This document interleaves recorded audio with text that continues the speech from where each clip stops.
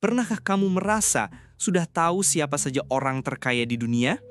Nama-nama seperti Elon Musk, Jeff Bezos, atau Mark Zuckerberg pasti langsung terlintas di kepalamu. Tapi, bagaimana kalau saya katakan ada kelas miliarder di Indonesia yang kekayaannya bisa menyaingi raksasa teknologi dunia? Namun, tidak satupun nama mereka muncul di daftar Forbes. Mereka hidup dalam diam, mengendalikan harta triliunan rupiah, tapi hampir tak seorang pun tahu siapa mereka sebenarnya. Inilah fenomena silent billionaire. Para miliarder senyap yang kaya raya, berpengaruh, tapi memilih untuk tak terlihat. Sebelum kita bongkar kisah mereka, jangan lupa klik subscribe, aktifkan lonceng notifikasi, dan tulis di komentar. Menurut kamu, lebih baik jadi miliarder yang terkenal atau yang diam-diam menguasai segalanya? Bayangkan ini. Seorang pria parubaya di Jakarta tidak pernah muncul di televisi, tidak punya akun media sosial, bahkan mungkin wajahnya pun tidak akan kamu temukan di internet. Namun setiap bulan, aliran uang ratusan miliar rupiah masuk ke rekening perusahaannya dari bisnis yang jarang kamu sadari keberadaannya. Namanya hampir tidak ada yang tahu, tapi jejaknya tersebar. Tanah-tanah luas, perusahaan cangkang, aset di luar negeri. Jika dibandingkan, kekayaannya bisa berada di level yang sama dengan pengusaha besar yang wajahnya sering warawiri di majalah bisnis. Ini bukan cerita fiksi, fenomena ini nyata. Di Indonesia, ada kelas pengusaha super kaya yang memilih beroperasi di balik layar, jauh dari sorotan media. Mereka bukan artis, bukan selebriti bisnis, tapi kekuasaan ekonomi mereka bisa menentukan arah sebuah industri. Pertanyaan besar yang muncul adalah, kenapa? Kenapa ada orang yang begitu kaya tapi tidak ingin terlihat? Jawabannya berlapis. Alasan keamanan. Di negara berkembang, kekayaan yang terlalu mencolok bisa mengundang resiko.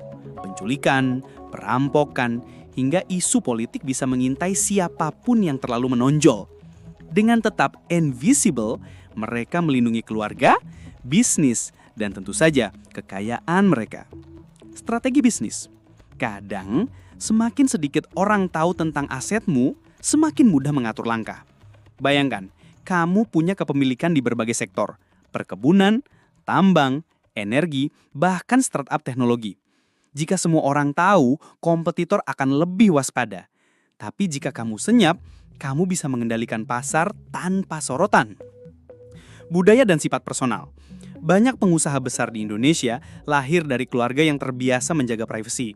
Bagi mereka, kekayaan adalah untuk diwariskan dan dijaga, bukan untuk dipamerkan. Untuk memahami mengapa fenomena ini muncul, kita harus melihat ke belakang. Pertumbuhan ekonomi Indonesia. Indonesia adalah salah satu negara dengan ekonomi terbesar di Asia Tenggara. Sektor seperti batu bara, minyak kelapa sawit, nikel, hingga properti telah mencetak triliunan dalam mata uang rupiah. Tapi, tidak semua dari mereka muncul di media. Contoh sederhana, pernahkah kamu melihat deretan truk besar yang mengangkut hasil tambang di Kalimantan? Setiap muatan bernilai miliaran rupiah.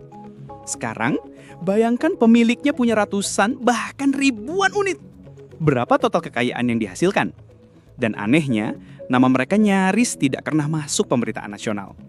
Mereka memilih bekerja dalam diam. Mereka memilih kekuasaan ekonomi ketimbang popularitas. Mari kita masuk ke contoh nyata. Tentu tanpa menyebut nama langsung, karena ya begitulah sifat mereka. Kasus pertama, Raja Perkebunan Sawit. Seorang pria dari Sumatera nyaris tidak pernah muncul di media. Namun kepemilikannya atas ribuan hektar sawit membuatnya punya pengaruh besar di pasar ekspor CPO dunia. Saat harga minyak goreng naik, dialah salah satu orang yang paling diuntungkan, meski publik bahkan tidak tahu namanya. Kasus kedua, penguasa properti bayangan. Di kota-kota besar, ada keluarga yang memiliki ratusan hektar tanah. Mereka bukan developer besar yang logonya sering terlihat di billboard, tapi tanah itu mereka sewakan, dijual, atau bahkan ditahan sampai harga naik berkali-kali lipat. Nilai asetnya bisa mencapai puluhan triliun rupiah.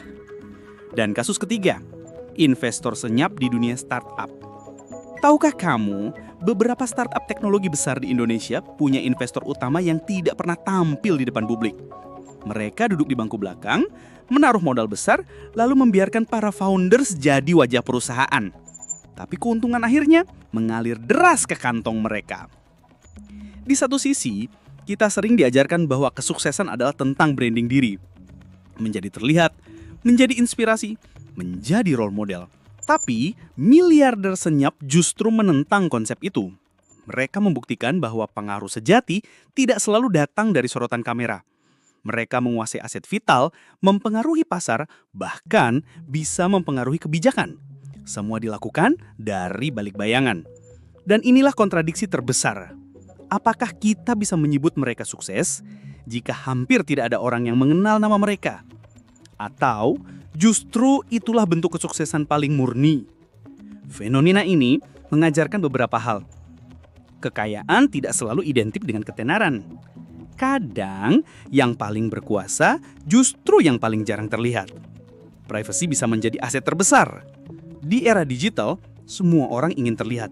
Tapi miliarder senyap membuktikan tidak terlihat bisa jadi strategi terbaik. Sistem ekonomi Indonesia memungkinkan lahirnya kekayaan tersembunyi. Dengan sektor tambang, perkebunan, hingga teknologi, banyak jalur menuju kekayaan yang tidak membutuhkan panggung publik. Jadi, sekarang saya ingin bertanya pada kamu yang menonton. Jika kamu diberi pilihan, lebih suka menjadi miliarder yang terkenal, tapi hidupmu selalu disorot, atau menjadi miliarder senyap yang tidak dikenal siapapun, tapi diam-diam menguasai dunia? Tulis jawabanmu di kolom komentar. Saya penasaran bagaimana cara pandangmu tentang kekayaan dan privasi. Dan jangan lupa, klik subscribe, aktifkan lonceng notifikasi, dan share video ini biar makin banget orang tahu rahasia di balik silent billionaire Indonesia. Karena faktanya, fenomena ini tidak hanya di Indonesia. Di negara lain, miliarder senyap juga memainkan peran penting di balik layar. Pertanyaannya adalah, apakah mereka sekedar pengusaha biasa, ataukah bagian dari jaringan kekuasaan global yang jauh lebih besar daripada yang kita bayangkan? Tunggu pembahasan berikutnya ya.